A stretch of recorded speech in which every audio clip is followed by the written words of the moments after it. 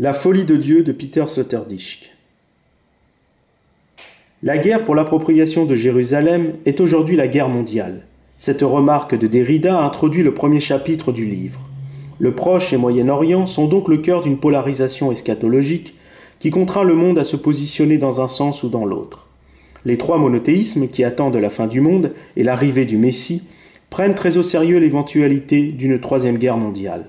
Le pape François, le dimanche 7 juin 2015 à Sarajevo, parle de cette troisième guerre mondiale livrée par morceaux. Cette lente dégradation des relations internationales est le fruit d'une paix mondiale obtenue à coups de contrats économiques et de milliards déversés à tour de bras pour ralentir l'inexorable chute d'une économie basée sur du papier. Du fait l'énorme stress qu'engendrent les dettes et la faillite de grandes entreprises comme de petits États poussent les nations au conflit. Ce mécanisme polémogène est toutefois confronté à la conception chrétienne de la victoire et de la défaite. En effet, l'événement que constitue la crucifixion du Christ et qui s'est largement déployé depuis Paul de Tarse, page 41, a réorienté l'histoire de l'humanité. Il est devenu évident que le retour du Christ, pour près de 4 milliards de croyants, chrétiens et musulmans, constitue une espérance face à un monde de plus en plus absurde. L'auteur, Peter Sloterdijk, ici, est un philosophe allemand qui manie aussi bien le français que sa langue maternelle. Ses nombreux ouvrages témoignent d'une très fine connaissance de l'alchimie humaine et des axes relationnels qui fabriquent son ethos.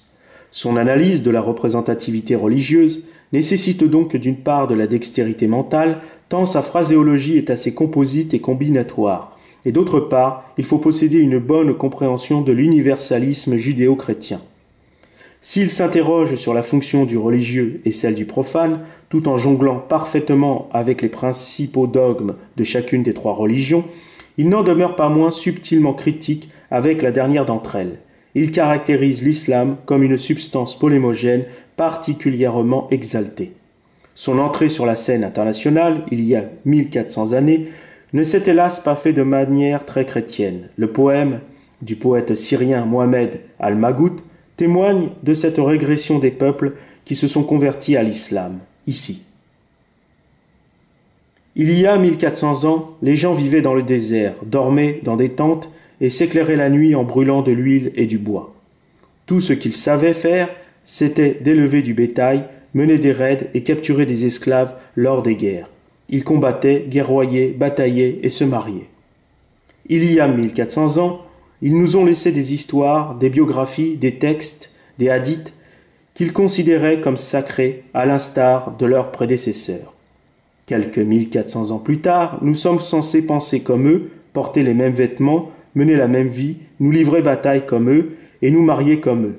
Après 1400 ans de falsification, nous sommes censés croire tout ce qui nous a été transmis.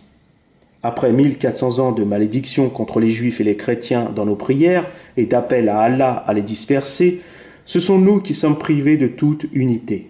Nous avons prié pour la destruction de leur pays et nous sommes ceux qui sommes privés de pays. Nous avons prié pour l'asservissement de leurs femmes, mais seules les femmes musulmanes ont été faites esclaves. Nous prions pour la pluie depuis 1400 ans, mais il pleut à verse partout dans le monde, hormis dans les pays musulmans. Nous versons la zakat, dîme pour les pauvres, depuis 1400 ans, mais le nombre d'affamés et de démunis ne cesse de croître dans les pays musulmans. Ô nation assoupie, ceux que tu maudis dans tes prières ont été dans l'espace et marché sur la lune. Ils ont divisé l'atome et inventé la révolution numérique, alors que tout ce qui te préoccupe, ce sont tes organes génitaux. Tu étudies un corps pour savoir comment entrer dans la salle de bain ou ce qui annule les ablutions à part les femmes et les chats noirs. Après avoir creusé en profondeur, les érudits en sont arrivés à disserter sur le djihad sexuel, à l'inceste, à l'allaitement d'hommes adultes, au rapport sexuel d'adieu avec sa femme décédée. Ils ont écrit des livres « Comment avoir des rapports sexuels avec les femmes et les animaux ». Ô nation assoupie, nos esprits n'ont-ils pas le droit d'être influencés par la connaissance, la science et la technologie qui nous entourent?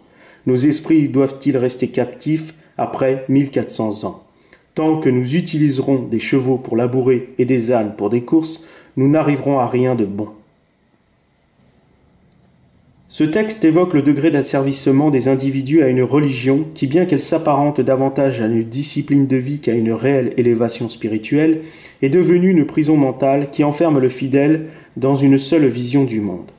Le poète, Mohamed Al-Magout, ici à gauche, qui connut la prison et l'exil, tout comme son compatriote Adonis, ici à droite, est un non-conformiste qui, avec la clarté de la langue arabe, exprima en vers et avec un certain pessimisme la condition humaine sous l'influence de l'islam.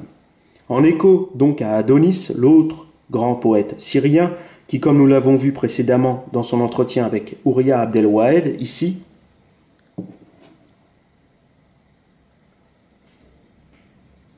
considère que Daesh incarne le crépuscule de l'islam. Mohamed Al-Magout confirme autrement la chose à travers une poésie dentelée comme un couteau. Ces deux maquisards sont l'expression d'une identité qui fut déracinée par un islam conquérant et intransigeant. Ils demeurent à l'heure actuelle, à travers leurs œuvres respectives, les témoins d'une émancipation morale et intellectuelle. Avec l'islam, nous dit Peter Sloterdijk, c'est l'idée de la violence sacralisée qui se réinstalle dans l'humanité. Son arrivée tardive et presque fortuite est une résurgence homérique qui a soumis toute une partie du monde à une soumission aveugle dans un Dieu disciplinaire. Allah est donc comme ce Dieu olympien qui tonne longuement dans les hauteurs et qui épouvante la race des hommes à travers un prophète dont l'ombre de l'épée a persécuté et humilié ceux qui n'étaient pas d'accord avec lui. Il n'est donc pas étonnant que le Coran soit devenu pour ses disciples une sorte d'immaculée conception à l'image de la Vierge Marie pour les catholiques, page 48, page 49, et même une sorte de fils de Dieu de papier. L'islam qui exige le sacrifice réinstalle le croyant dans un primitivisme religieux, là où le Christ l'avait révoqué. Dans cette perspective, l'islam apparaît comme une mise à jour d'un judaïsme abrahamique qui n'aurait pas saisi toute la modernité anthropologique du christianisme.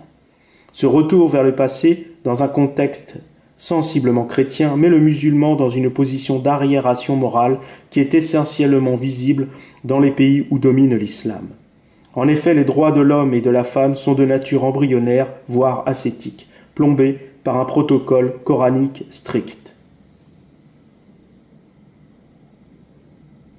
Quant au projet révolutionnaire communiste, qui fut initié au XIXe siècle sous la plume de Marx, page 53, est devenu une multinationale qui se nuance en de multiples courants idéologiques et qui fomente un peu partout l'abolition de la foi dans le ciel.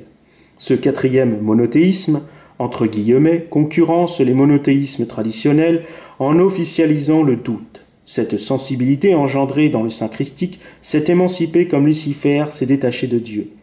Le christianisme, à l'image de Dieu, a donc formulé son contraire et lui a permis d'exister et même de coexister. La formulation des Lumières, avec un grand L, est l'incarnation politique de Lucifer qui lui-même fut créé par Dieu. Le projet révolutionnaire demeure donc la preuve que le christianisme est une religion de la liberté d'expression et qui malgré elle enfante ce qui n'est pas elle et le laisse s'émanciper comme Dieu laissant Satan en son enfer. À ce stade de développement, les deux autres monothéismes, n'acceptant rien d'autre qu'eux-mêmes, perpétuent en réalité le règne de l'intolérance. Le théâtre palestinien est donc devenu l'arène où s'affrontent deux des trois monothéismes, le christianisme apparaissant comme l'agneau au milieu des loups. Cette guerre immensément religieuse face à un pouvoir séculier est représentée par un axe planétaire qui va de Rome à la Mecque en passant par Jérusalem. Cette ligne fracture le monde en son milieu tout en dressant une plaie qui rappelle le péché originel. L'universalisme des Lumières, qui a débouché sur un fascisme du bien, page 84, a fait sien les mots de Machiavel affirmant vouloir faire bien ce qui a à faire plutôt que faire le bien. Le Florentin ne fut pas le seul, les Lumières reprirent à Goethe cette fameuse phrase de Méphistophélès, disant vouloir toujours le bien, mais faisant toujours le mal.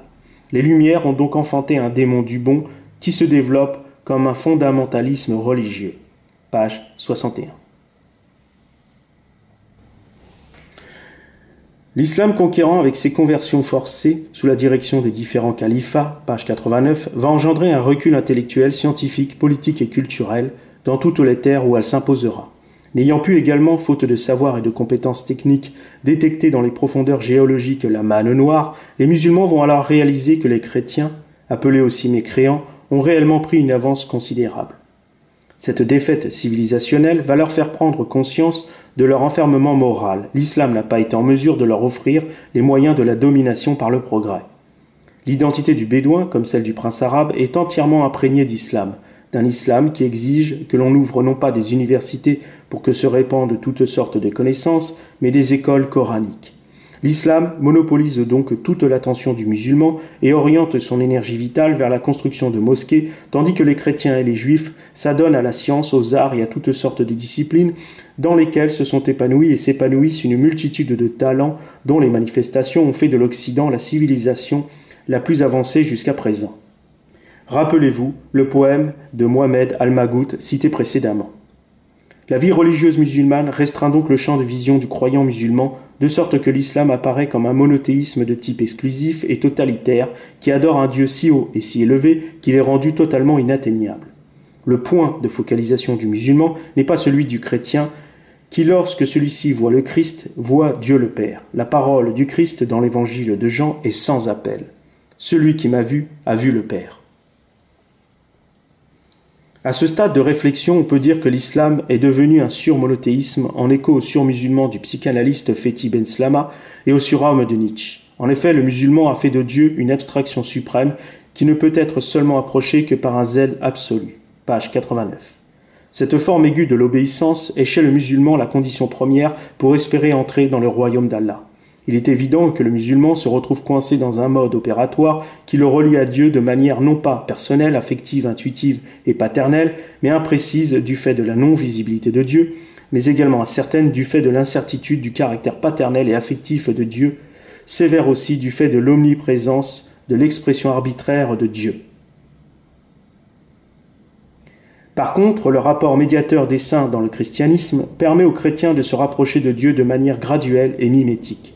Le médiateur, choisi et honoré par l'Église catholique, témoigne de la sainteté du vivant. Son nouveau statut de sainteté terrestre aide à comprendre que le vivant peut devenir saint s'il décide d'imiter en corps et en esprit le Christ, le grand médiateur. L'Église dit ainsi à ses fidèles « Regarde cette vie qui a des défauts et des péchés, regarde comme elle est devenue sainte en ouvrant son cœur à Dieu. Regarde et apprends donc à travers cette vie sanctifiée comment devenir saint. Cela est possible, c'est sous tes yeux. »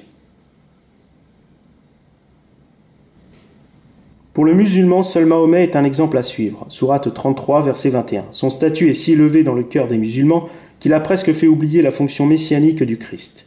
Avec le verset 21 de la sourate 33, le Coran place donc Mahomet dans une position de supériorité qui indéniablement encourage le musulman zélé à prendre l'épée plutôt qu'à tendre la joue.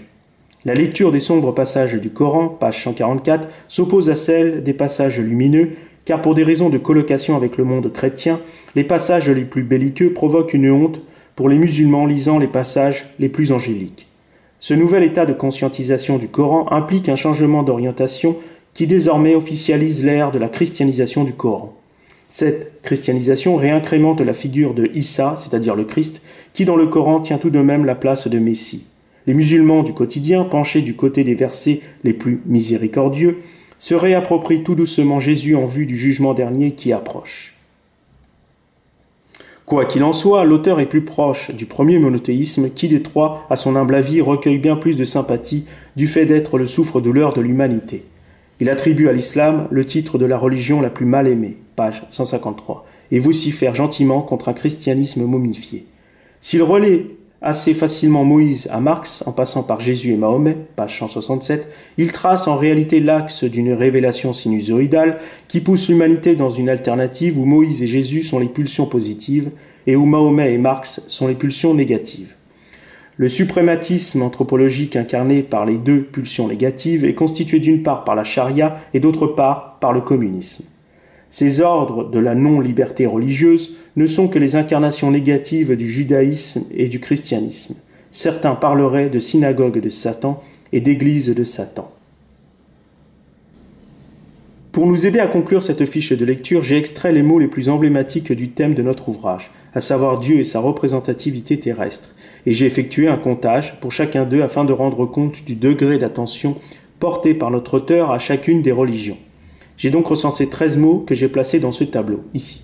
Ce tableau est composé de 3 colonnes. La première colonne concerne les mots les plus emblématiques.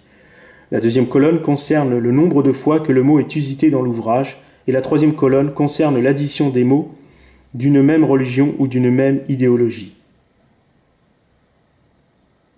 Une légende en dessous du tableau permet d'identifier plus facilement la religion en fonction de la couleur, à savoir le bleu pour le judaïsme, le violet pour le christianisme, le vert pour l'islam, le rouge pour les Lumières et le jaune pour des mots moins spécifiques. Ainsi, le premier mot choisi est judaïsme. Le mot est employé 33 fois.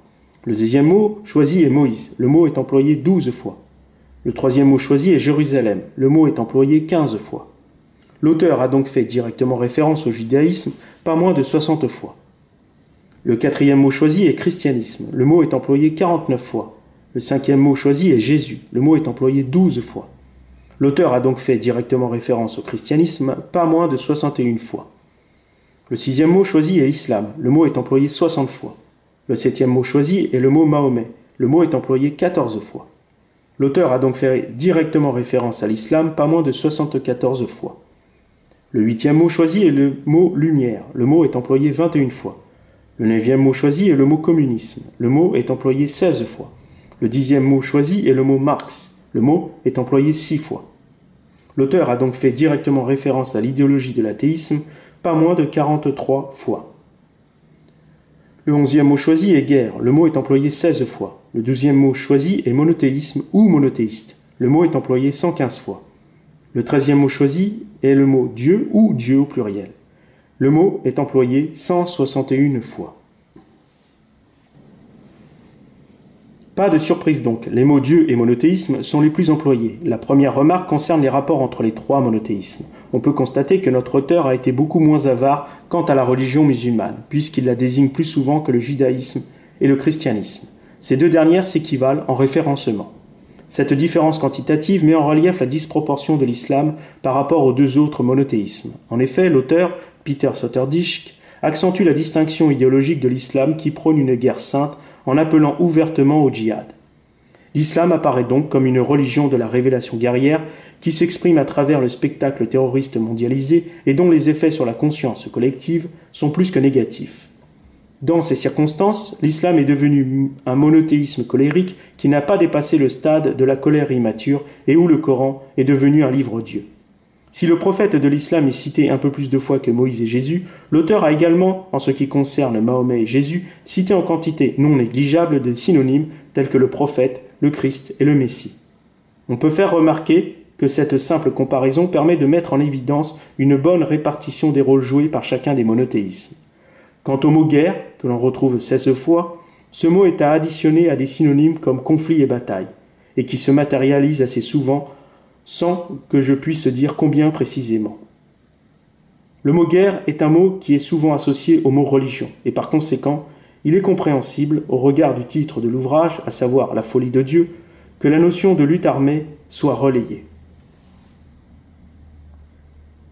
En ce qui concerne le quatrième monothéisme, comme le suggère l'auteur, c'est-à-dire le communisme issu des Lumières, il est en moindre mesure convoqué pour l'analyse. En effet, Karl Marx, qui n'est cité que 6 fois et qui représente physiquement, aux côtés de son compatriote Nietzsche, l'idée antithéiste et l'idée du matérialisme spirituel, c'est-à-dire l'athéisme, est en quelque sorte devenu le prophète idéal, tant sur le plan physique, ici, que sur le plan intellectuel.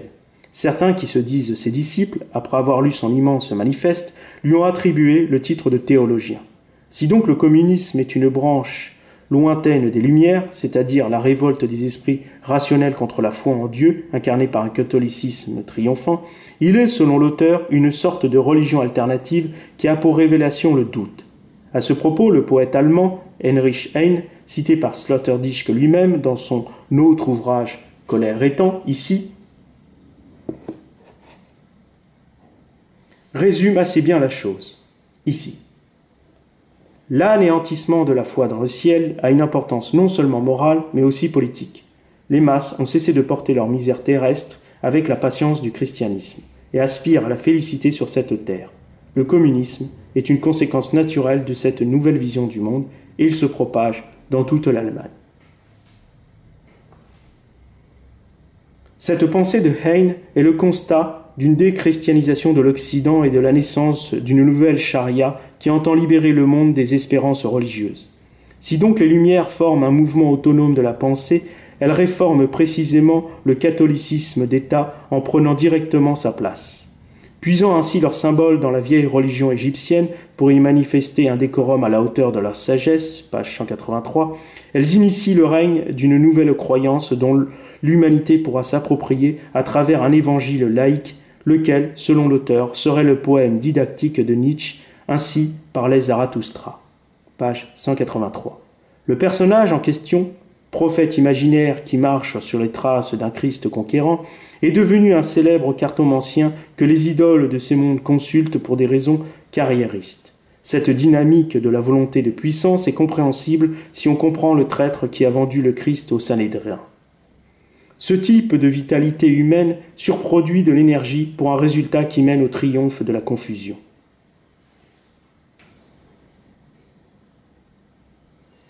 Pour synthétiser cette trilogie monothéiste, l'auteur évoque judicieusement cette fable de l'anneau, dont la parabole permet de mettre en perspective les fruits évoqués par le Christ quand la confusion règne dans l'esprit.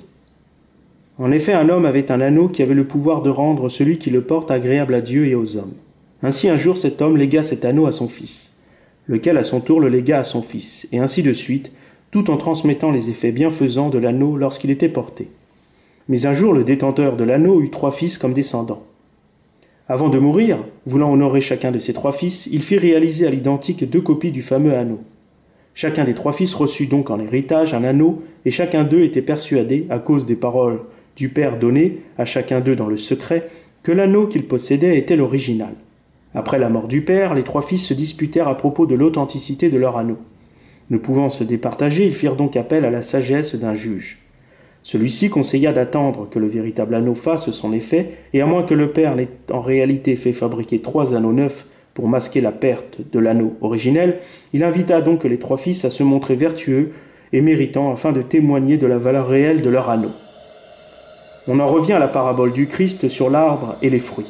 En effet, quand il est difficile de savoir qui a raison, le Christ demande de se fier aux fruits, c'est-à-dire aux faits et non plus à la parole donnée. Vous aurez compris, le Père est l'image de Dieu et ses 3 fils sont les figures symboliques des 3 monothéismes. Le juge, quant à lui, c'est la sagesse divine. Si donc les 3 religions révélées prétendent chacune détenir la vérité, c'est-à-dire le véritable anneau, elles doivent donc se montrer à la hauteur de leurs prétentions. Ainsi, les fruits dont parle le Christ sont les actes accomplis par chacun des 3 monothéismes et qui seuls témoignent réellement de la valeur réelle de l'anneau. On peut affirmer raisonnablement que le véritable anneau est donc entre les mains du monothéisme qui a le mieux civilisé la partie du monde dans lequel il s'est enraciné. Le judaïsme est essentiellement greffé au christianisme. L'un et l'autre, à l'image de la Bible, qui additionne l'Ancien et le Nouveau Testament, forment en quelque sorte un seul monothéisme. Quant à l'islam, elle se détache sensiblement du judaïsme et du christianisme en affirmant l'autorité d'un prophète qui n'est pas juif. Si donc l'Occident est la terre qui a accueilli le christianisme et le judaïsme, et que le vaste monde arabe est le lieu de la domination musulmane, on peut dire, au regard de la condition humaine, que l'islam ne fut pas un terreau de prospérité. L'anneau lui échappe évidemment des mains. Le véritable anneau est donc entre les mains de cette partie du monde qui a vu la condition humaine nettement s'améliorer. Au regard des masses d'immigrés qui proviennent des terres où l'islam règne et qui finissent sur les terres où domine le christianisme, on peut affirmer que l'Occident est le fils qui représente le mieux les qualités de l'anneau original. Il est vrai que le migrant valide cette conclusion parce que la volonté du migrant de vouloir vivre en Occident traduira pour le juge le fait que cette partie du monde a le mieux exercé les vertus associées au véritable anneau.